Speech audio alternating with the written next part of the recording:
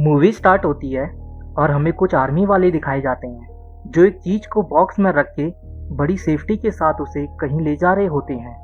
फिर हमें एक कपल फोटो खींचते हुए लास वेगस में दिखाया जाता है। उसके बाद वो हाईवे की तरफ बढ़ जाते हैं जहां से मिलिट्री वाले भी आ रहे थे। गाड़ी पे ध्यान न होने की वजह से कार और ट्रक का एक्सीडेंट हो जाता है। एक्सीडेंट की वजह से ट्रक में रखी हुई चीज दूर जाके गिरती है और बहुत सारे लोग मारे जाते हैं। थोड़ी देर बाद सीनियर मिलिट्री वाला हेल्प के लिए मदरशिप को फोन करता है और मदरशिप उससे उस चीज की कंडीशन पूछती है जिसको वो ले जा रहे थे। कंडीशन जान के मदरशिप उसे और जो लोग सही सलामत थे उन सबको वहां से भागने को बोलती है, पर तब तक देर हो चुकी थी और इतने में हम देखते हैं कि एक खतरनाक सा ज़ॉम्बी बाहर निकलता है और सामने मिलिट्री वालों पे हमला कर देता है और उन्हें मार देता है। सीनियर दूसरे मिलिट्री वाले के साथ भागने की कोशिश करता है पर ज़ॉम्बी उन्हें भी ढूंढ लेता है और उन दोनों को भी काट के इन्फेक्टेड कर देता है।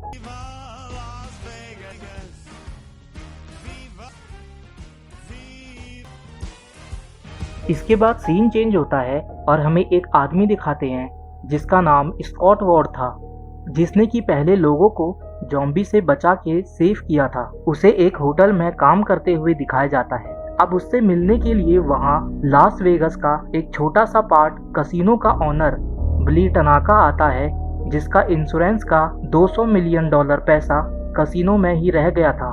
वो उसे कसिनो से इन पैसों को लेने का एक जॉब देता है जिसके बदले में वो उसे $50 मिलियन देगा।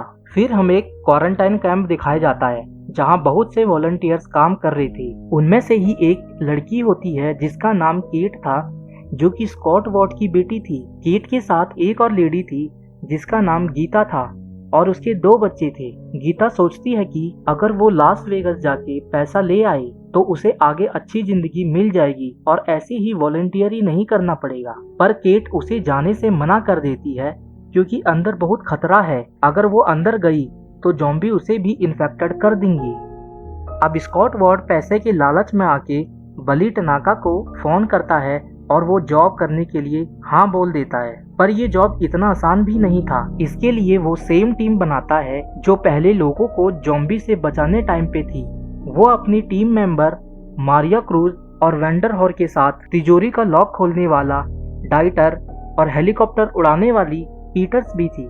साथ ही वो वहाँ का फेमस शूटर माइके को भी अपनी टीम में लेता है ताकि उसे ज़ॉम्बी को मारने में हेल्प मिल सके। अब स्कॉट वॉर्ड अपनी टीम के साथ टनाका के बुलाई जगह पे पहुंच जाता है जहां टनाका उन सब को बताता है कि किस तरीके से वेगस में कसिनो तक पहुंचना है और फिर किस तरीके से तिजोरी से पैसा लेना है और अगर ज़ॉम्बी बीच में मिले तो कैसे बचना है। साथ ही वो उन्हें कसिनो पहुंचने का एक मैप देता है और उनके साथ अपना एक आदमी भी भेजता है। पर कसिनो जाने के लिए ऑब्वियसली लास वेगस के अंदर तो जाना था जिसे क्वारंटाइन किया हुआ था। इसीलिए स्कॉट वॉर्ड अपनी बेटी केट से हेल्प मांगने जाता है क्योंकि वो क्वारंटाइन कैंप में ही काम करती थी और शायद उसके पास अंदर जाने का कोई सॉल्यूशन हो। पहले तो केट मना करती है क्योंकि जब ज़ॉम्बीज ने लास वेगस पे अटैक किया था तो तब कैट की मॉम भी ज़ॉम्बी की वजह से इन्फेक्टेड हो गई थी और इसी वजह से स्कॉट वॉर्ड को उसे मारना पड़ा। स्कॉट वॉर्ड समझता था कि केट उससे नाराज है क्योंकि उसने उसकी मॉम को मार दिया, पर ऐसा नहीं था। केट ने जब से क्वारंटाइन कैंप ज्वाइन किया तब से वो केट को देखने और उससे मिलने तक नहीं आया, इसीलिए वह उससे नाराज थी। ये तो पास्ट की बात थी, पर अभी बहुत सोचने के बाद केट अपने डैड की हेल्प करने के लिए मान जाती है। पर केट को बाद में पता लगता है कि गीता भी लास वेगस में जा चुकी है, इसीलिए वह अपने डैड से फोर्स करके बोलती है कि वह भी चलेगी।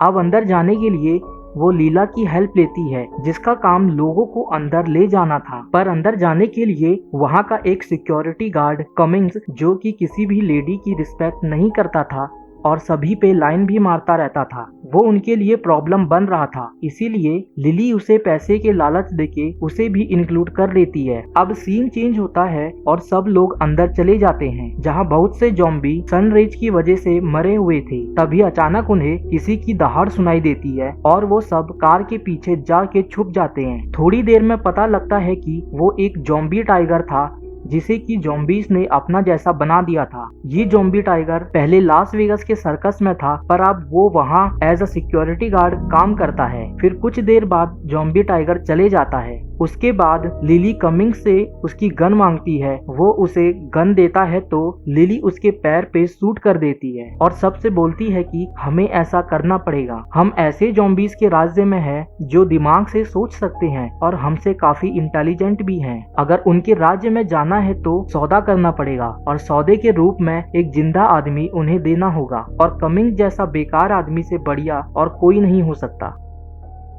लिली कमिंग्स को बांध देती है ताकि ज़ॉम्बीज़ उसे ले जा सके। फिर ज़ॉम्बीज़ की रानी के साथ उसका सेवक ज़ॉम्बी भी आता है और वो कमिंग्स को ले जाता है। केट देखती है कि वो कमिंग्स को ओलंपस की ओर ले जा रहे हैं और स्कॉट से कहती है कि गीता भी शायद वहीं हो सकती है। वो ज़ॉम्बी कमिंग्स को ओलंपस में ले जाते हैं जहां मेन ज़ॉम्बी आता है जो कि उन सब का राजा था और ज़ॉम्बी की रानी के पेट में उसका बच्चा था।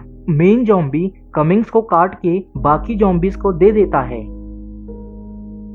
अब दूसरी तरफ बाकी के लोग एक अंधेरी जगह से आगे बढ़ते हैं और देखते हैं कि बहुत से ज़ॉम्बीज़ सोए हुए थे और अगर वो जाग जाते तो उन पे अटैक कर देते। इसलिए स्कॉट उन सब को लीड करता है और बीच में रास्ता बनाते हुए आगे बढ़ता है। पर माइके के साथ जो लड़की थी उसको टनाका के भेजे हुए आदमी पे विश्वास नहीं था, इसीलिए वो उससे बोलती है कि कसिनो पहुंचने के बाद हम तेरी जांच पड़ताल करेंगे। पर टनाका का आदमी खुद सही रास्ते से जाके उस लड़की के लिए रास्ता चेंज कर देता है, जिससे वो ज़ॉम्बीज़ के बीच फंस जाती है और एक मिस्टेक की वजह से ज़ॉम्बीज़ जग जाते हैं। फिर क्या था, ज़ॉम्बीज़ उस पे अटैक करने लगते हैं और वो उनसे फाइट करती है पर एंड में कर नहीं पाती और ज़ॉम्बीज़ उसे काट ही लेते हैं।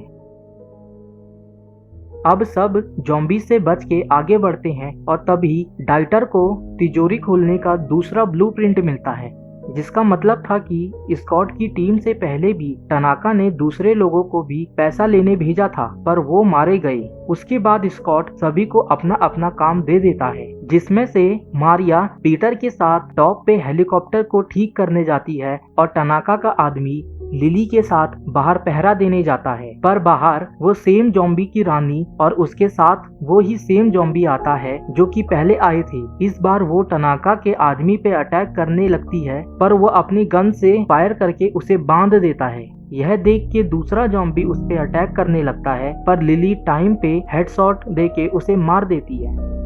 अब टनाका का आदमी ज़ॉम्बीज़ की रानी का सर काट लेता है क्योंकि ज़ॉम्बी के ब्लड सैंपल टनाका को चाहिए थे, पर सर काटते टाइम वो चीखने लगती है जिससे ज़ॉम्बीज़ का राजा सुन लेता है। दूसरी ओर पीटर्स हेलीकॉप्टर अभी भी ठीक कर रही थी और साथ ही स्कॉट अपनी बेटी के साथ जनरेटर में ऑयल भर देता है जिससे कि लाइट ऑन हो जाती है। अब वेंडरहॉर, माइके और डाइटर तिजोरी खोलने की ओर बढ़ते हैं पर तिजोरी के पास जाने के लिए रास्ते में कुछ सिक्योरिटी लगाई गई थी जिससे वो लोग बेकार ज़ॉम्बी को आगे भेज के तोड़ देते हैं और आसानी से तिजोरी तक पहुंच जाते हैं। तब तक गवर्नमेंट ने ये अनाउंस कर दिया था कि अब न्यूक्लियर बॉम्ब 90 मिनट में ब्लास्ट कर दिया जाएगा। तो बाकी की टीम तिजोरी के पास जाती है जहां वो पाते हैं कि डाइटर को तिजोरी खोलने के लिए पिन ड्रॉप साइलेंस चाहिए और स्कॉट ने आवाज करके उसका कंसंट्रेशन तोड़ दिया था। इसीलिए अब डाइटर बोलता है कि उसे अब 30 मिनट और चाहिए तिजोरी खोलने में। अब सीन चेंज होता है और हमें सबसे बड़ा ज़ॉम्बी का राजा दिखाते हैं जो कि घोड़े से आता है जहां पे उसकी रानी को मारा गया था। वो रानी को ओलंपस ले जाता है और पाता है कि उसका बच्चा पेट में ही मर गया। यह देख कि वो गुस्से में चिल्लाने लगता है जिसका मतलब था कि अब वो किसी को नहीं छोड़ेगा और सभी ज़ॉम्बीज़ कसिनो की ओर भागने लगते हैं जहां स्कॉट की टीम पैसा ले रही थी। तब तक डाइटर ने भी तिजोरी को खोल लिया था और पैसे बैग में भर लिए थे।